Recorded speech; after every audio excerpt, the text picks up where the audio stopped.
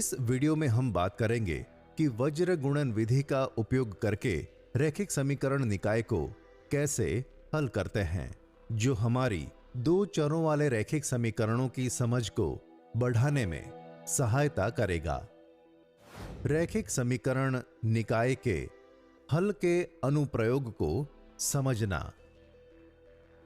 वज्र गुणन विधि द्वारा रैखिक समीकरण निकाय का हल ज्ञात करना सीखना। आइए रैखिक समीकरण निकाय के अनुप्रयोग को समझने के लिए एक स्थिति पर विचार करते हैं। एक कार्गो वैन की 1800 किलोग्राम वजन ढोने की क्षमता है। परिवहन के लिए दो प्रकार के क्रेट हैं, ए प्रकार और बी प्रकार।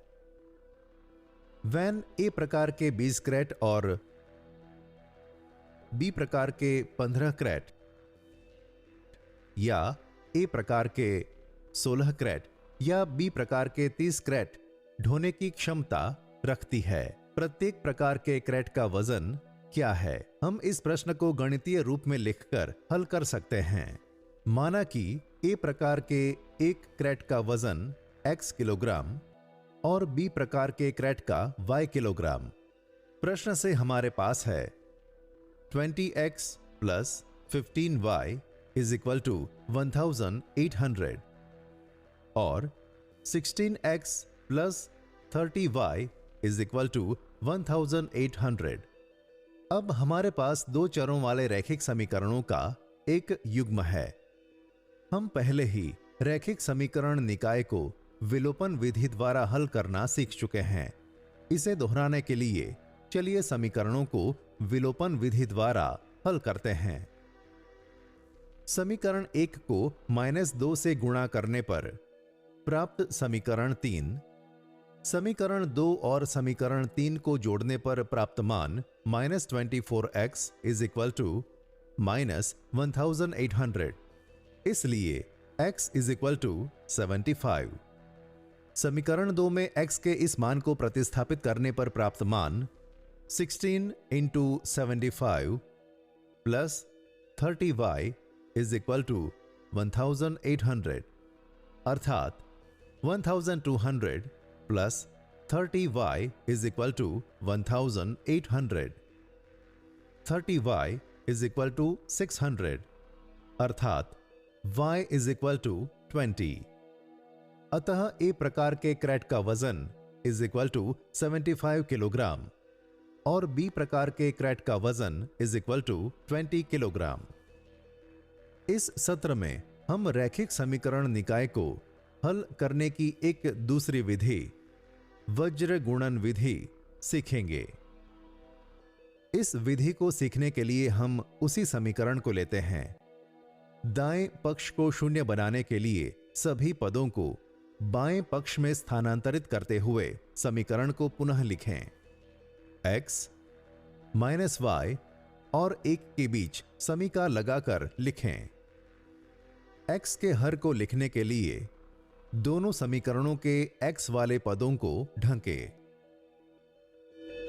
पहले समीकरण के y के गुणांक को दूसरे समीकरण के अचर पद के साथ गुणा करें। x upon 15 into -1800। पदों के चिन्हों को ध्यान में रखें और दूसरे समीकरण में y के गुणांक तथा पहले समीकरण के अचर पद के बीजगणितीय गुणनफल को घटाएं। 30 इंटू -1800 -y और 1 के हर को लिखने के लिए क्रमशः y वाले पदों और अचर पदों को ढकें और समान प्रक्रिया का अनुसरण करें।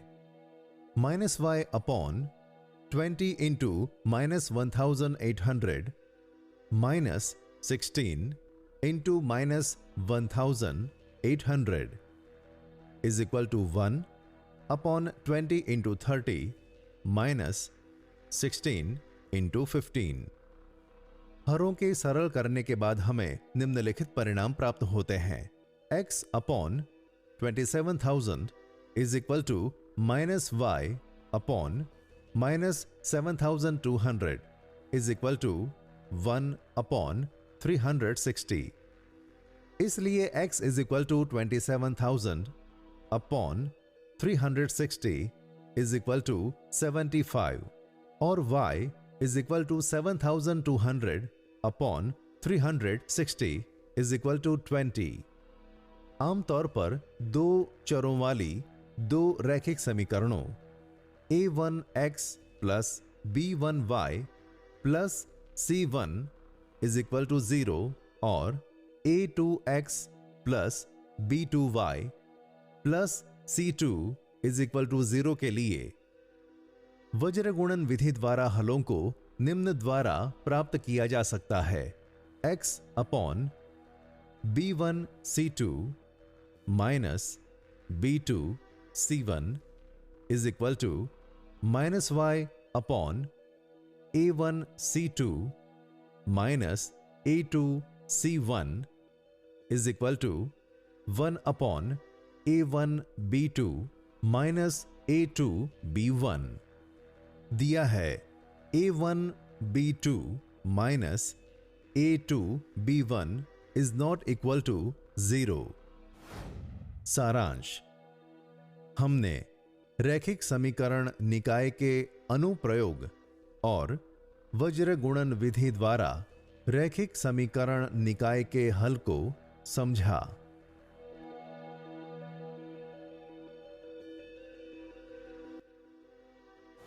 अतः हमने रैखिक समीकरण के बारे में जाना और उन रैखिक समीकरणों को वज्र गुणन विधि के उपयोग द्वारा हल करना सीखा। लेकिन यहां अभी देखने और सीखने को बहुत कुछ है।